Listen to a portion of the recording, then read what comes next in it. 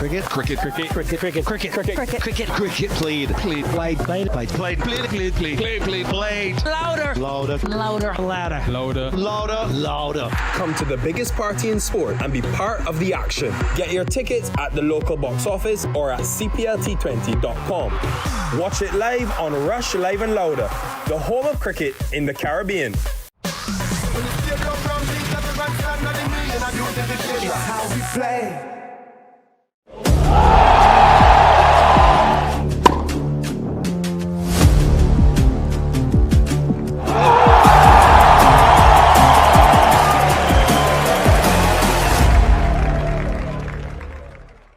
This is the small axe Jesse Rall representing for CVM. See it happen. We and the lion them go, whoa, whoa, whoa. We and the lion them good.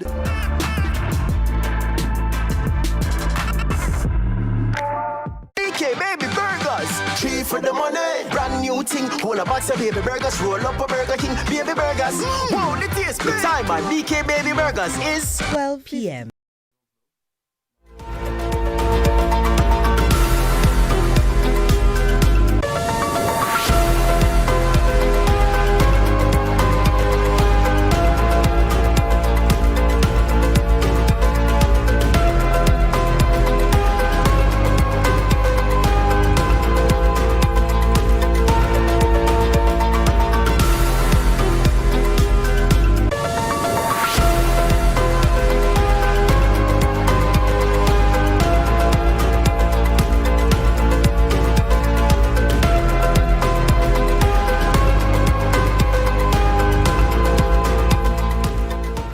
Thanks for joining us for CVM News at noon. It's Monday, August 24, 2026. I'm Nika Lewis.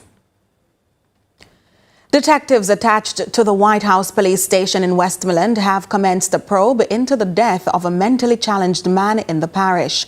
The deceased has been identified as 52-year-old Sean Day, otherwise called David, of South Sea Park. Reports are that shortly after 6 p.m. on Saturday, Day was at home with his parents and sibling when he reportedly picked up a knife and several stones and attacked his family, injuring his mother and father. The brother reportedly used the machete to slap Day to his upper body, causing him to fall and hit his head. Day was rushed to the Savlamar Hospital, where he was pronounced dead. The White House police confirmed that Day was shot and injured by his father several years ago after he attacked his mother and held a knife to her neck. Meanwhile, a 27-year-old motorcyclist was killed in a collision along Bay Road in Little London, also in Westmoreland. That happened early Sunday morning. He has been identified as Shadane Wedderburn of Ketto District in Westmoreland. Reports are that shortly after 2 a.m., Wedderburn and several friends were returning home from a party in Savlamar when he reportedly overtook two vehicles carrying his friends and collided with an oncoming Subaru motor car. Wedderburn sustained severe head and body injuries and was pronounced dead at the scene. Police say he is among several motorcyclists who have lost their lives in the parish since the start of the year. They are again urging riders to obey the road code, avoid speeding and riding under the influence, and wear the appropriate protective gear. In other news now, the opposition is questioning the status of the Ruthven Towers housing development in New Kingston, and that's 4 years after the government promoted it as a new era in housing. Opposition spokesperson on housing, Professor Senator Floyd Morris, says homeowners have paid millions for their apartments but are still without proper documentation and some promised amenities.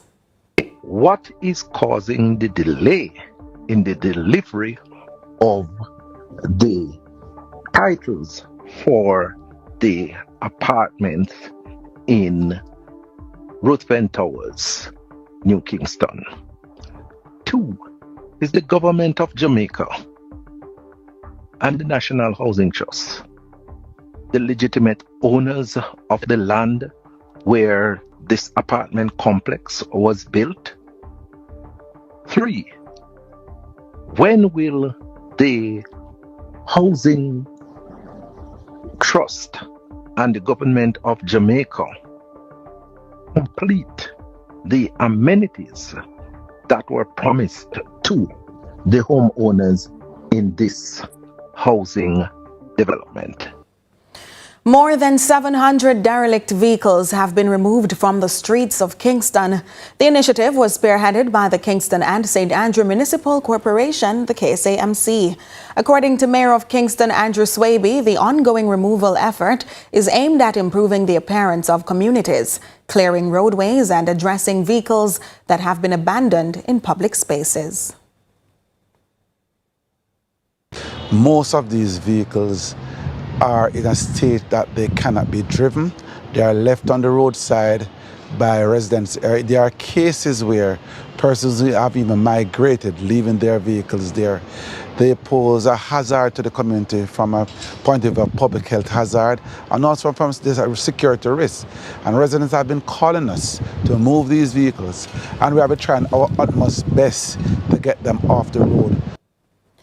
Opposition spokesperson on information Nikisha Burchell is taking issue with how Nationwide News Network presented comments by journalist George Davis amid the ongoing controversy over the demolition of homes in Cooper's Pen, Trelawney. Burchell says the incident raises wider questions about fairness, accountability, and the responsibility of media houses in shaping public narratives. Media holds politicians accountable. Media power must also be accountable. When journalism becomes entangled with political access, favor, rewards, advertising, or partisan advocacy, it crosses the line. People are no longer being informed, but they're being managed. That's not good for democracy. In other news now, the JCF Cadet Academy is reporting its best academic performance since its establishment in 2021. The academy, which combines academics with discipline, mentorship, and vocational training, says its approach is helping young men turn their potential into purpose. Principal Deputy Superintendent of Police Tanisha Johnson says the latest CSEC and CAPE results show what can happen when students are given the right support. So for CAPE passes, CAPE communication studies, 88%. It's the first time that we're doing that. Information technology, 93%. Law Unit 1 and 2. So Unit 1, 84%. Unit 2, 75%. For our CSEC passes, English A, 92%. Human and Social Biology, 98%. Information technology, 100%. Math, 75%, and it's the best we have done since we have started.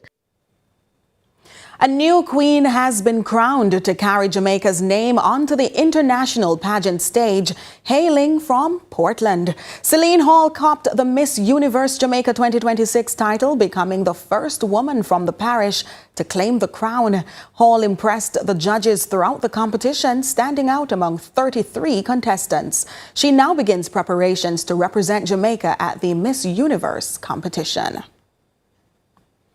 Over 100 medical students are set to benefit from much-needed financial relief this year through the Dr. Barry Wint Memorial Scholarship Program. The 2026 recipients spanned critical fields, including gerontology, mental health, nursing education, and speech and language therapy, areas identified as gaps in Jamaica's public health system. Health Minister Dr. Christopher Tufton hailed the awardees, noting that the scholarships are part of a deliberate strategy to incentivize studies in priority areas. He reminded that the students will be bonded to Jamaica in the coming years, ensuring that the investment translates into service at home and strengthens the country's capacity to deliver care. This year, the Barwin Scholarship is in its third year, and we're pleased to announce 131 recipients ranging in a number of disciplines. You may recall that these disciplines were determined by the areas of shortage that we have in the health field, and that persons are bonded to spend up to 3 years in the public system. So that's the idea of the scholarship. It's a development scholarship, and we had announced it for 5 years, and this is the third year running. So congrats to those who have benefited, and we look forward to the ceremony this Friday. Executive Director of Human Rights Lobby Jamaicans for Justice, Michael Jackson, is reigniting conversations around the recently leaked CCJ emails, insisting Jamaicans should not allow this to divert their thoughts from the CCJ. This, as she says, the country needs to proceed with its push for constitutional reform, which could see Jamaica adopting the CCJ as its final appellate court. After weeks of talks about the controversial leaked email scandal rocking the Caribbean Court of Justice, some critics feared the Jamaican populace would be more convinced not to sanction it becoming Jamaica's final appellate court. But as efforts toward constitutional reform slow, JFJ head Michael Jackson is urging Jamaicans not to be deterred in making the CCJ push possible as the nation severs ties with the Crown. And I would urge the Caribbean Court of Justice to announce that an investigation has commenced, or at the very least, say to the public across the Caribbean region what mechanisms of accountability exist. However, while we can collectively call for an independent and transparent investigation, I want to urge us in Jamaica not to use those email leaks as an excuse not to move forward with the CCJ. Jackson reasons the CCJ benefits are numerous, adding not many Jamaicans will be successful in funding a trip to the Privy Council or getting the necessary travel documents to do so. So the CCJ offers regional body of law that we can understand the strength of our respective constitutions. CCJ, more so than the Privy Council, in my humble opinion, would be more willing to speak to significant matters such as our savings law clauses, so that Caribbean constitutionalism is one that we cannot underestimate. No, the Privy Council remains a colonial residual that we need to get rid of. True sovereignty requires that the final interpretation of our Constitution and our laws rest with Caribbean judges who understands our society, our history, and our aspirations. She contends the emails should serve as a reason to bolster the CCJ, not abandon it, even as she echoes cries for a constitutional reset. It's important that we move beyond delay, political positioning. It's important that we call on the Prime Minister, the Most Honorable Dr. Andrew Holness, the leader of the opposition, Mark Golding, to resume serious talks at Vale Royal and get on with the business of our country. The people of Jamaica, we have waited long enough. We have made moves, but we need to ensure that we have a constitutional reform commission, one that is headed by an independent person, not by a political appointee, to ensure that the interest of the Jamaican people is brought to the fore. And I would urge today, magistrates, constitutional reform speaks to your core work. We take a break. More when we return.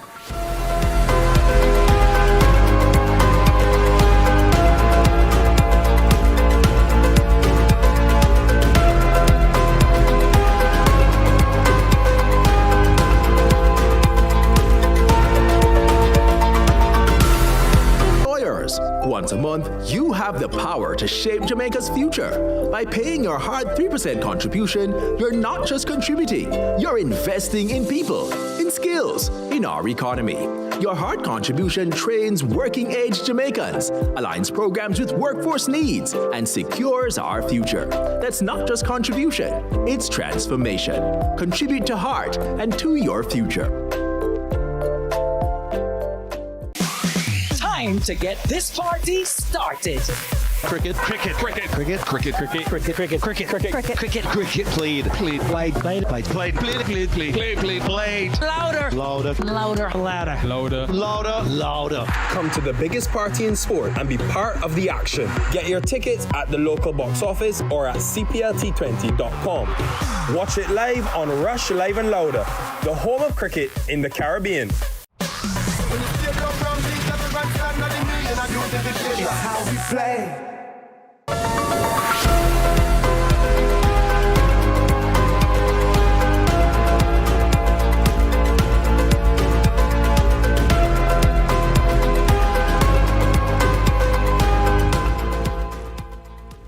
Welcome back.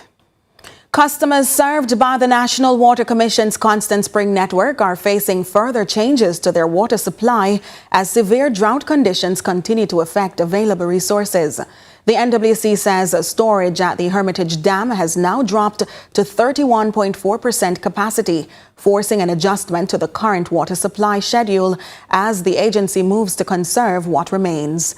The new schedule takes effect today, with communities being divided into daytime and nighttime supply periods. Customers in areas including Queensborough, Meadowbrook, Pembroke Hall and Washington Gardens will receive water between 6 a.m. and 6 p.m., while areas such as Red Hills Road, Marvelly, Grantspen, Havendale and Constant Spring Road will be supplied between 6 p.m. and 6 a.m. The schedule will remain in place until further notice, with the NWC saying it will continue to monitor dam levels and drought conditions. PNP chairperson Dr. Angela Brown-Burke is criticizing the government's response to Hurricane Melissa, saying too many people from Hanover are still without assistance. Dr. Brown-Burke says the government has failed to act with sufficient urgency, leaving families without basic support months after the disaster. We cannot allow them to continue using the funds that they get for Melissa victims as they have a mandate. We must ask for accountability and we must ask for transparency. In fact, roundabout now, we are asking them for every single account that you have, every single contribution that you get already. We want to see how it was spent. The Education Ministry says $25 billion has been allocated for repairs of schools, but the pace of the work has come under scrutiny. Government Senator and Parliamentary Secretary in the Ministry of Education, Marlon Morgan, says the ministry is pressing contractors to speed up the work. Having engaged contractors several months ago, the fact that we're spending in the order of $25 billion, which is a significant sum that we would have had to carve out and provide for the repair and reconstruction of schools consequent on the passage of Hurricane Melissa. It is concerning. The takeaways that we are not where we would have wanted to be at this stage, but we're pulling out all the stops to get there. Meanwhile, as schools prepare to reopen, there is debate over how far grooming rules should go and how students should be disciplined when those rules are breached. Attorney and spokesperson for Hear the Children's Cry, Priscilla Dehaney, welcomes the move to end school lockouts over grooming infractions. Balancing the rights of our children is important, and to look into other ways in which they can also still experience consequences or be punished for breaching of these rules. So therefore, we believe that, instead of locking them up, because school is important and we believe that the education is what they come to school for, not necessarily for dressing or to disregard their grooming altogether. But it is important that they have an education. Questions are still being asked about Jamaica's public beach access, including the number of beaches that are actually available to the public and what free access really means. CEO of the Jamaica Environment Trust, JET, Dr. Teresa Rodriguez Moody, says the focus should not only be on the numbers, but on whether Jamaicans have a fundamental right to access the country's coastline. Do Jamaicans have a right of access? No. And then we are pushing for it to be a public commons, which basically is a resource that belongs to all of us, should be managed in public interest for current and future generations. So not something that is commercialized and you can then take away access based off of who owns the land or who has a license. But as a Jamaican, I know I have a right of access. Not unique. Not out of the box request. This is something that happens in other Caribbean countries, and I think it's something that we need to be talking about more rather than focusing on those numbers. We now head to news overseas. A former Syrian Grand Mufti Sheikh has been sentenced to life in prison by a court in Damascus. The details from Al Jazeera. Sheikh Ahmed Hassoun was sentenced to life in prison by this court in Damascus today. They found him guilty on charges of incitement of premeditated murder, incitement to civil war, and a host of other charges which the court classified as war crimes and crimes against humanity. Ahmed Hassoun was a politician in Aleppo until back in 2005. The former president Bashar al-Assad appointed him as the Grand Mufti of Syria, the country's highest religious authority, and it is in that role that he came to be known as the Mufti of barrel bombs for his vocal support of the Assad regime and its methods. Prosecutors in this courtroom said that he delivered sermons to regime soldiers ahead of their campaigns. He also vocally supported Russian and Iranian interventions here in Syria, providing some sort of religious legitimacy to the regime and its choices and methods. This is one of a number of